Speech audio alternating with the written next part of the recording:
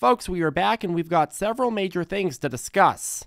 Number one, a major warning coming from the BIS. There's apparently $65 trillion in so-called missing dollar debt, sparking concern all across the globe. What does this mean and what should you know? This is actually pretty damn important, so you're going to want to pay attention and, of course, buckle up. Number two, we're going to discuss the latest on how the big money is positioning themselves in this current market environment, a market environment that still is historically bad by pretty much any standard. And then finally, number three, we're going to discuss the latest on the hottest plays, including one or two that I think are going to break out really soon. I will go ahead and put all the timestamps down below. And today's video is brought to you by Moomoo. If you'd like to get up to 15 free stocks and try out an excellent broker and trading platform, make sure to check them out using our link down below. Again, up to 15 free stocks. A wise man once told me that you can't go broke taking free stocks, nor taking free socks. And I can help you with the first of those two. Okay, so in a paper with the title, Huge Missing and Growing, the BIS said a lack of information is making it harder for policymakers to anticipate the next financial crisis. In particular, they raised concern with the fact that the debt is going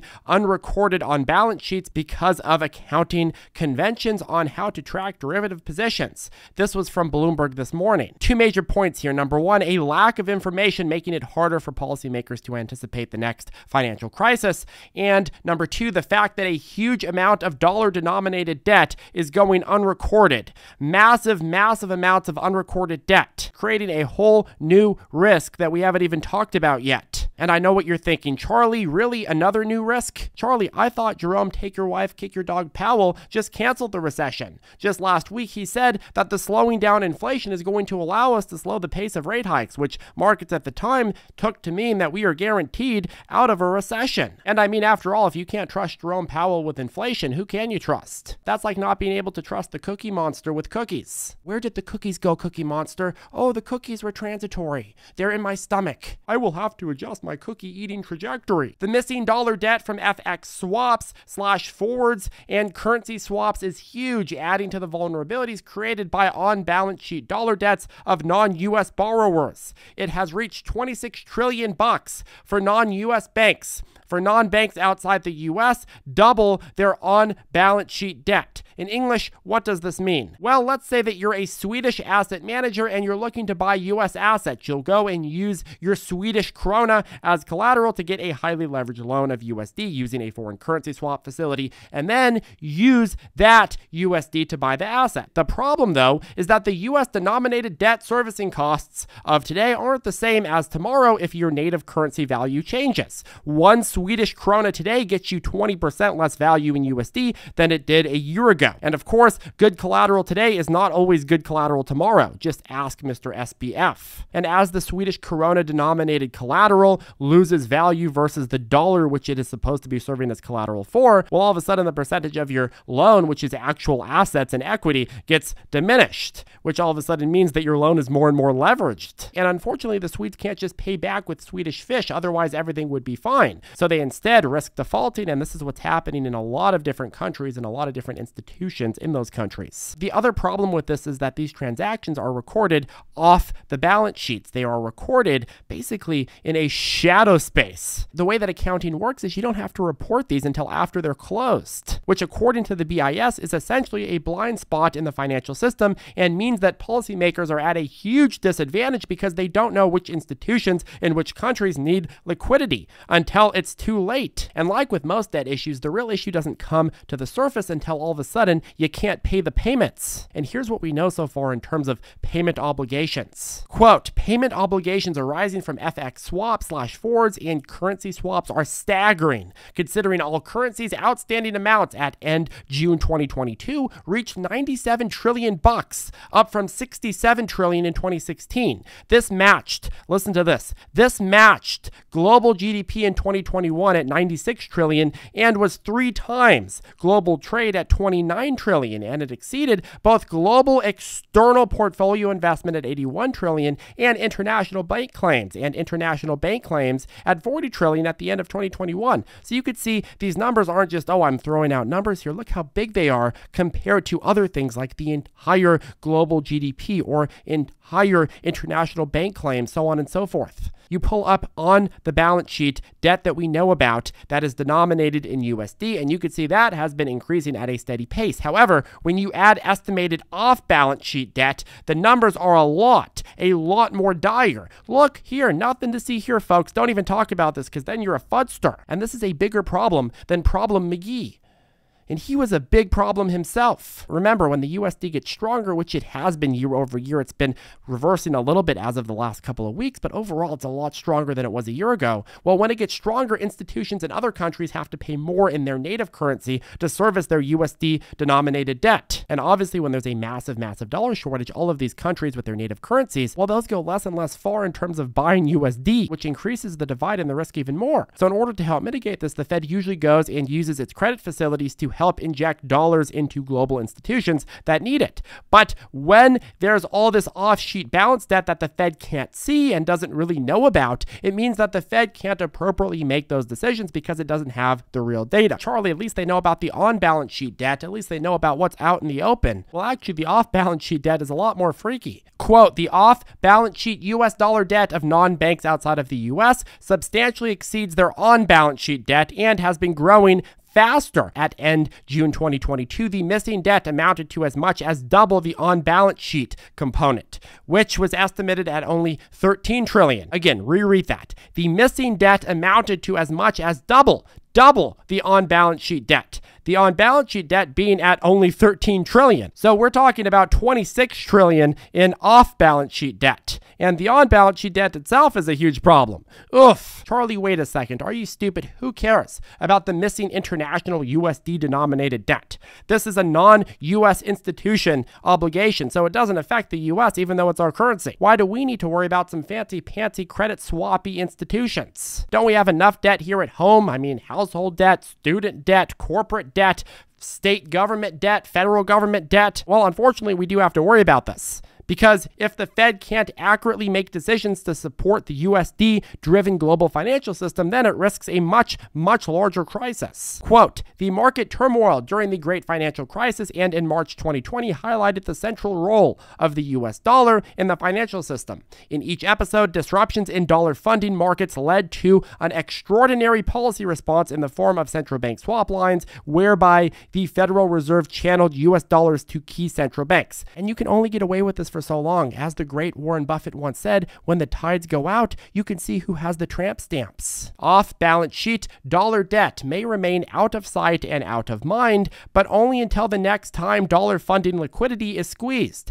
Then the hidden leverage and maturity mismatch in pension funds and insurance companies' portfolios, generally supposed to be long only, could pose a policy challenge. And policies to restore the flow of dollars would still, even at that point, be set in a fog because we don't have accurate reporting data. So folks, yes, this is a big thing to pay attention to. Right now, if you're somebody that's bullish and think that the market sell-off is over, you need a lot of things to go right. But if you are bearish right now, you only need one of these things, one of the many things we've talked about, including this off-balance sheet dollar issue. You just need one of those things to go wrong, which I think is kind of the bigger picture that a lot of people are missing right now when they're looking at the bullish and the bearish points. Next, moving on to the market. So we have now completed the pattern confirmation of testing that red directional SMA in this current rebound rally. This is the third time this year that this has happened, and generally speaking, it's spurred by some level of expecting the Fed to lay off hikes at some point in the future, and then it breaks down when the Fed flips again. And we could speculate all we want on whether this time is different, whether inflation is going to continue going down and stay down, whether the Fed is going to reverse policies sooner or later, and of course, whether there's going to be a massive earnings recession. But how is the big money positioning in this environment? That's what I want to focus on right now. Well, we now have the worst 60-40 portfolio performance since 1930 and 1931, which means one of the most popular investing strategies is getting hammered. So how is the big money reacting? What are they doing? Well, Bank of America Global Research put out this data set on CTA positioning, and this is dated December 2nd and it showed clear trend riding with CTAs positioning increasingly bullish. You look at the data we showed from November 21st, we found that CTAs were positioning to be triggered to buy the heaviest around 42.47 and were positioned to sell if we drop below 38.57. However, we ended up climbing, and since then we are getting closer to that buying point, and some funds have been positioning more and more bullish to hopefully garner some alpha, some extra returns on the rest of the market if we do get pushed past that previous cycle high. Remember, the biggest buying points in stock market history tend to be when you get past a previous breaking point, right? You get a new and higher high, especially when you've had such an aggressive overall downtrend. Right now, we're still in an overall downtrending channel. But if all of a sudden we go and reverse past the previous channel's high, the previous cycle's high, what happens then? Well, all of a sudden, you're in a completely new paradigm, at least as far as the market's concerned. And people start buying in, funds start buying in, and all of a sudden, if you can get in before that happens and you can calculate a probability of that happening beforehand, you're like, okay, well, I'm going to buy in and I'm going to get in before everybody else starts buying in. Now, whether or not that maintains is a whole nother issue, and most people and most funds don't care about that because they're just trying to ride the momentum. My thoughts are that if we do continue to see some positive data with inflation, and the PPI is coming out on Friday, and the Fed meeting on the 12th is a little bit more supportive of lower rates and a slowing down of overall aggressiveness, well, that could easily spur a Santa Claus rally. And that could push us farther to that buy point, which could shoot us up a lot more after that. However, I do still see that as fake. Once rate hikes and the dilapidated consumers start really hitting companies and their bottom lines, you're going to start seeing that earnings recession. And that is when I think you're going to see that final push to the downside, where you get that final sell-off and then you get the bottom. And then after that, we could start reversing to the upside. Next, top trade. So we'll start with COSM. COSM has been a hugely fun play that we've been covering since around 15 cents back in early November, and it's had several fun cycles. We just had a nice dip cycle that bounced above our red directional SMA line, and it's attempting a trend to a newer high. My thought process on this, well, we want to see in the next few days a new attempted high past 67 cents and then a push to above 88 cents. If the momentum is going to continue, we need to see this happen in the next 4 or 5 trading periods, or we are going to have a big take profit cycle like we've seen in other stocks that we just can't recover from. What we are now seeing from Ortex is that the shorts that were covering and helping spur the influx of capital, well, they had decided to reverse course and started shorting again just right after the stock started plummeting. Classic short sellers. This is creating this dynamic, though, where short coverage in the future will have an amplified effect if prices continue going up and staying stubbornly high. So I still like this overall setup. You just have to have a clear plan. Do not hold and hope with this. I would not even buy and hold this. I would say ride the momentum, but don't let the momentum ride you. Okay, next, I continue to follow MMAT and MMTLP. Remember, the main dates of catalysts for these are on December 12th and December 14th. Both have been in a take profit cycle heading into this. I say let them sell off as much as they want, more upside once they bottom. If you want to see a rebound in MMTLP, my guess is your best bet is probably the last few trading days prior to December 12th, probably Wednesday, Thursday, and Friday of this week. And then for MMAT, the best trading days are probably either the last few trading days of this week or going out a little bit farther, because MMTLP is closing and MMAT is not. Well, the best days may actually be the 12th and the 13th, and maybe some of the 14th itself. But once the catalysts are behind them, I think the momentum is going to die off for a while, and you're going to have another catalyst. Anyways, that caps off the video. I am happy to be back, and I'm looking forward to spending this week with you. We went on a nice little hiking trip to Sedona, and it was fantastic. I highly recommend visiting. It's an interesting spot because you have the desert, you have the beautiful rocks that kind of look like the Grand Canyon, but you also got beautiful trees, so it's not just a dead desert, right? Highly recommend it. Very, very interesting spot. I also highly recommend hitting that ravishing like button and also subscribing. If you have any questions, comments, or concerns, make sure to leave them in the comment section down below. And of course, if you would like to get your up to 15 free stocks with Moomoo, I'll put a link to them down below. If you want to join us in ZipTrader U, I will put a link to that down below as well. Have a good one, folks, and we will see you in the next video.